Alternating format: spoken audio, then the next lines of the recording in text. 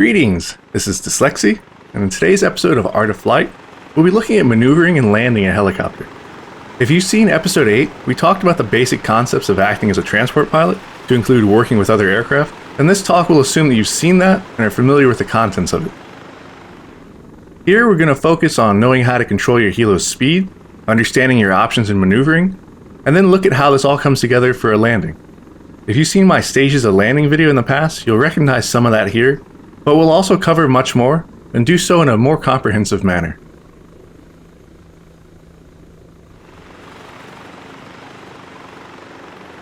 To start, let's look at a variety of different concepts you need to become comfortable with as a helo pilot.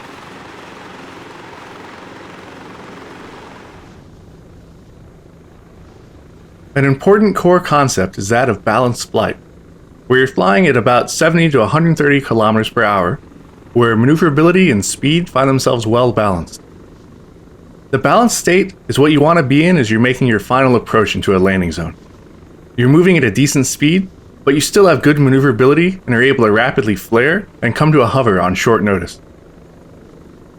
It's easy to get into a balanced state when coming from a lower speed, but reaching it from a higher speed without excessive altitude gain requires a particular technique, which we'll cover as part of bleeding speed. The balanced state is what you want to be in during any situation where being able to decelerate smoothly is expected, or rapid and sharp maneuvering is desired. We'll talk more on this later as it factors into much of this discussion. Remember that descending picks up speed rapidly. Staying in the balanced state requires awareness of this, and when it comes to making a straight-in approach to a landing zone, being comfortably close to the altitude of the landing zone helps to expedite the process.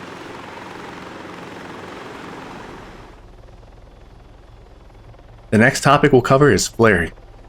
The conventional view of a flare is that it's a maneuver used during landing where you pitch the nose up and reduce collective, which causes you to lose speed, which in turn makes it safe to land. In the helicopter world, flaring without landing is known as a quick stop, where you bleed speed rapidly by flaring and then coming back to a level attitude. For our purposes, flaring is simply the process of decelerating by pitching the aircraft and adjusting collective such that it loses speed. At lower altitudes, it's essential to be aware of the tail of your aircraft when flaring. At extreme low level, such as right before landing, flares are constrained by how far you can pitch your nose up before your tail boom and rotor risk colliding with the ground. Remember that in a pinch, you can flare harder by gaining some altitude at the same time, as you see demonstrated here. There are many variations of flaring. Let's go over the main categories. This is a landing flare. We fly forward, pull back on the cyclic while decreasing the collective, and when we see ourselves slow sufficiently, we pitch forward and ease ourselves down. The most important part of this is ensuring that you touch down fairly gently in order to avoid airframe damage. By comparison, this is a quick stop.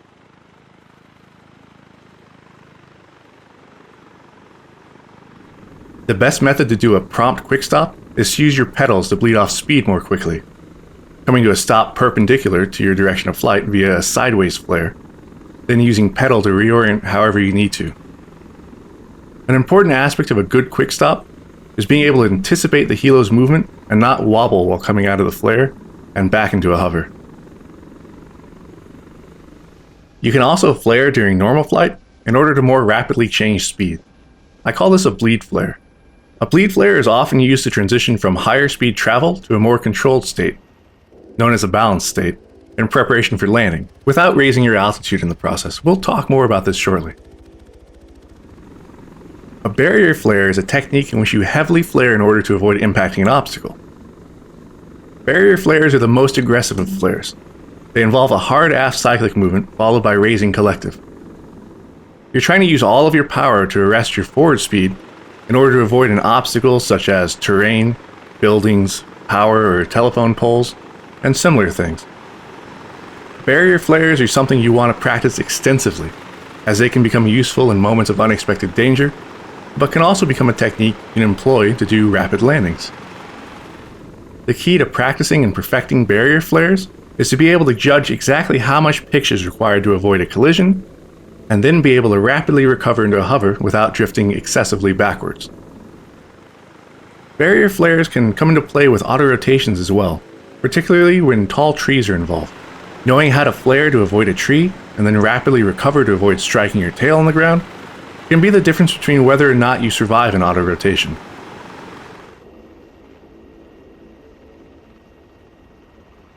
One of the biggest things to remember as a helicopter pilot is that at lower speeds, you have options available to you that you don't have at higher speeds.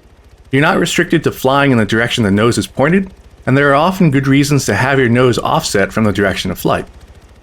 In larger helicopters, you have greater visibility to your front left or front right, depending on which side you're sitting on, than you do from just looking forward.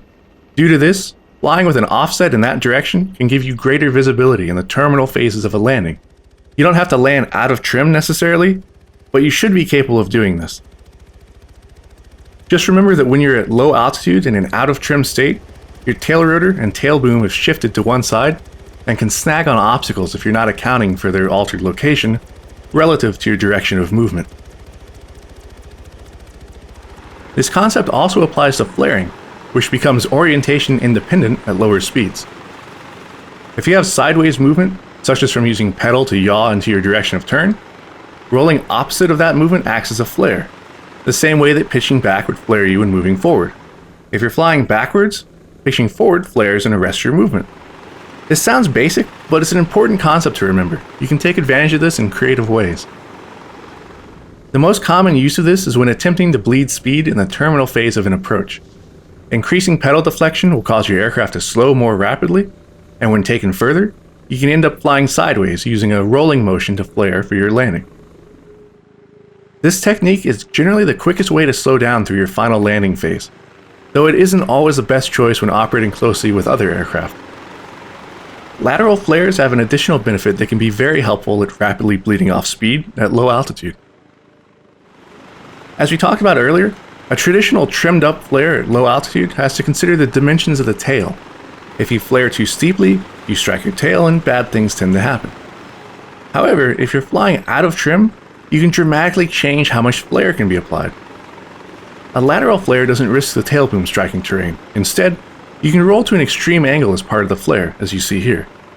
This can allow you to come into a landing site faster and lower than you could going nose forward, and let you quickly bleed your speed via a lateral flare before you set down. Another nuance here is that a lateral flare can be held to some degree until touchdown. Decreasing altitude won't cause a tail rotor collision, as with a forward flare, if you didn't level out before touchdown. The most extreme example of out-of-trim flight is when you're flying at speeds within the balanced state, yet aren't aligned with your flight direction. As long as you have the tail rotor authority to counteract the weather vaning tendency of a helicopter, you can fly in one direction while your nose is pointed 90 degrees perpendicular to it, as you see here. Flying around like this is a good practice exercise, as it allows you to become familiar with the controls required to maintain such flight. In this case, everything is rotated 90 degrees. Forward pitch will actually act as right roll, left roll is acceleration, aft pitch is left roll, while right roll is deceleration. Controlling your speed during this is essential, as too much speed will cause your helo to snap into the direction of movement.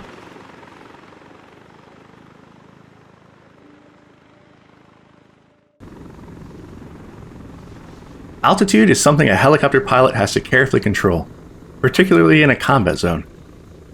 The distance between safety and danger can often be measured in meters, and inadvertently gaining altitude at the wrong time can spell disaster for a crew, the aircraft, and the passengers. The most common issue with gaining altitude comes from bleeding speed during the final approach into a landing zone. If not done carefully, pitching up to try to bleed speed can cause you to gain a significant amount of altitude and leave you vulnerable for a long period of time. Not only did you climb to a higher altitude inadvertently, now you have to slowly descend back through that same altitude to land. Because of this, you have to know how to bleed speed without gaining altitude, and there are several basic techniques for this. The goal of all of these is to transition your aircraft from the high-speed travel phase into the balanced state that we described earlier. The first is a bleed flare, in which a combination of down collective and aft cyclic are used to slow down without rising. Conducting a bleed flare is done by using opposing inputs to cancel each other out. As you lower collective, you can pitch the nose up to balance it out. Your pitch causes you to climb, whereas the lower collective causes you to sink, and you end up doing neither, but instead simply flying forward along your path while slowing down. Adjusting the ratio between collective and pitch allows you to change your flight path with precision. Remember that it may take a few moments to reach full down collective in the normal flight model, as well as go from full down to full up collective. Being able to conduct a bleed flare with proper timing and execution is an essential skill, and tends to be your go-to option for most situations. It's not the only option though. Sometimes you'll be too fast or notice too late that you need to flare, or you'll need to fly into an area at a speed that makes it harder for a bleed flare to be used. When you find yourself in that situation, a scissors flare can be used. This is where you snake your way towards a landing site. You roll to one side, pull up, reverse the roll, pull up, and repeat this until you've slowed down enough to either bleed flare into the balance state or simply land.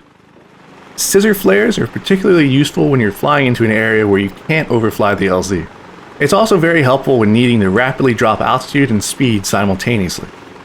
Scissor flares require a helo that has good roll authority.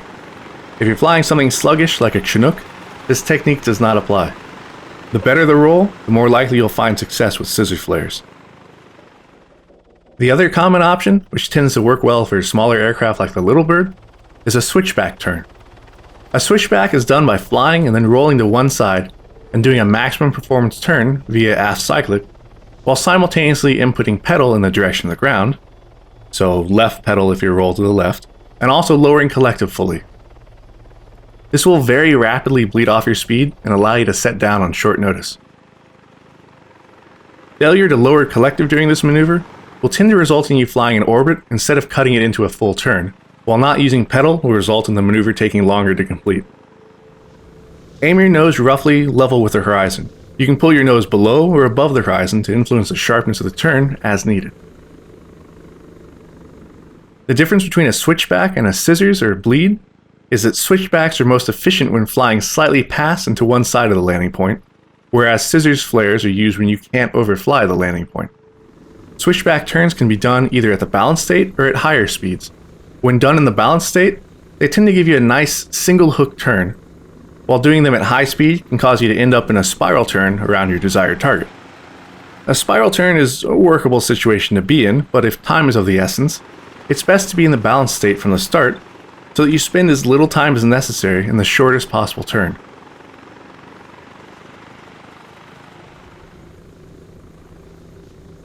A funnel maneuver is when a helicopter conducts an orbit while keeping the nose pointed towards the center of the orbit. This is essentially circle strafing in a helicopter. It has very little combat application, but it's a useful technique to understand and practice. To do this, you use pedal to offset the yawing tendency of the helicopter at lower speeds. Point your nose towards the center of your desired orbit, then use a roll to accelerate laterally while keeping your nose pointed into the center of the turn by pedal usage. The basic skills needed to conduct a funnel can come into play when doing spiral maneuvers, which we'll talk about shortly.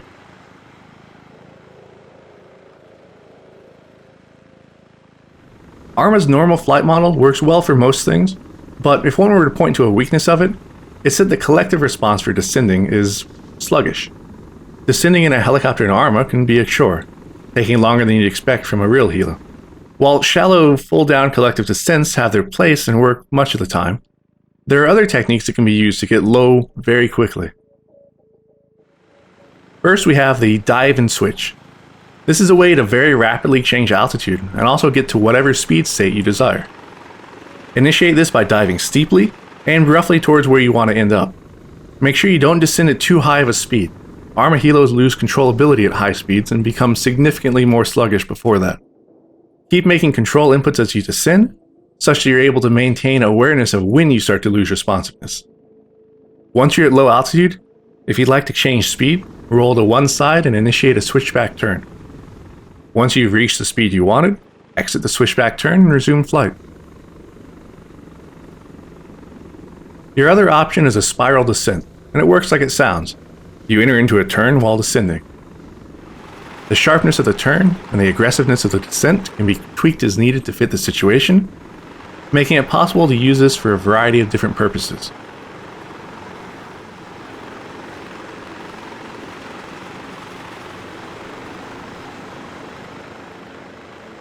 In this example, I'm doing a short spiral that ends up with me going in the original direction, but now at nearly ground level. This can be a nice way to set up for a grazing guns approach as an attack aircraft, or to get roughly level with the landing zone as a transport pilot. At other times, you may want a more relaxed spiral, such as when changing altitude in an area that you know is safe, before flying out into the unknown.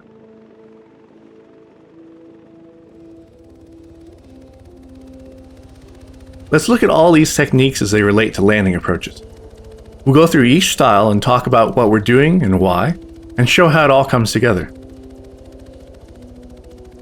This is a very traditional landing approach. We're heading to the LZ on a hilltop with a slightly curving path. This is done whenever practical, as it gives you greater depth perception of the landing area and makes you a slightly more difficult target for the enemy to lead. A bleed flare is initiated, and after a bit of that, we've arrived at the balance state, which we hold as we go into the LZ. After picking out an appropriate landing point, a quick final flare is done to get us down into the LZ. Using a similar approach, here we continue to input pedal as we come into the balance state. The slower we go, the more this yaws us away from our direction of flight, and when we get to the landing point, a quick sideways flare settles us into it. This method allows for a faster approach to the LZ than the traditional bleed flare, but isn't always applicable with multiple aircraft in one LZ or in more cluttered landing zones. Here's another example of a pedal offset landing as done in a Chinook.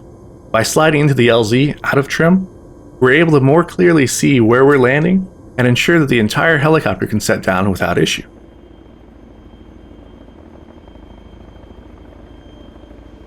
Here we have a scissor flare being used by a Black Hawk to both bleed speed and altitude on the way to an LZ.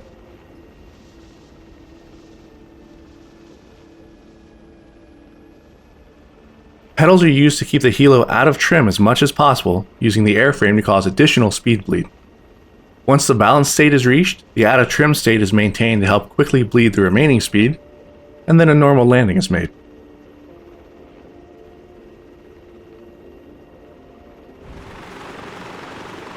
One benefit of doing a switchback landing is it allows you to land with your tail facing towards the enemy, or the expected enemy. It also orients you such that you can take off and immediately fly away from that enemy, instead of having to lift up, rotate, and then fly off. In this example, we're aiming for a building that our troops can occupy. The flight in is slightly curved, which makes it harder for someone to line up a shot on us. As we get closer, we're sliding towards a building while doing a bleed flare. When we get close enough, a quick switchback turn allows us to rapidly set down and drop our troops off. We're off in moments, flying away from the most likely enemy positions. Spiral landings can happen through several different causes. One of them is an abrupt need to land nearby. Think of it like a switchback approach, but without the preparatory bleed flare.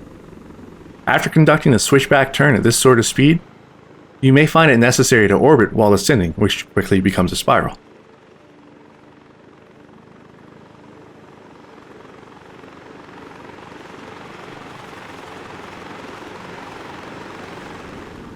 In general, spiral landings are where you're fighting speed and altitude to get you onto the ground at a spot nearby as quickly as possible. You can start them from high up, and at other times it's simply a situation you find yourself in that you need to quickly adapt to. Spiral landings can also become a thing in an urban environment. You may need to keep your speed up to avoid ground threats, then rapidly pick and descend into a confined space landing site.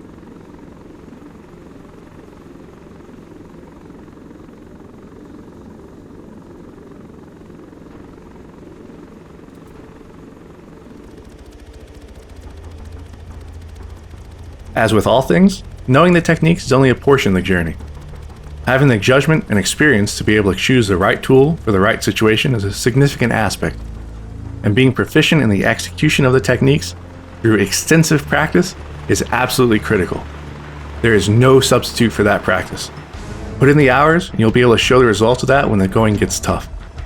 And don't merely practice until you get it right. Drill it so often that you can't get it wrong. Be proficient to the point that you can smoothly transition from technique technique as the situation unfolds, and know exactly when and where each can be applied. This episode of Art of Flight has been made possible by the generous support that I've received through Patreon. If you enjoyed this and would like to see more in the future, take a look at my page here. Your support is greatly appreciated. This is dslyecxi, and until next time, take care.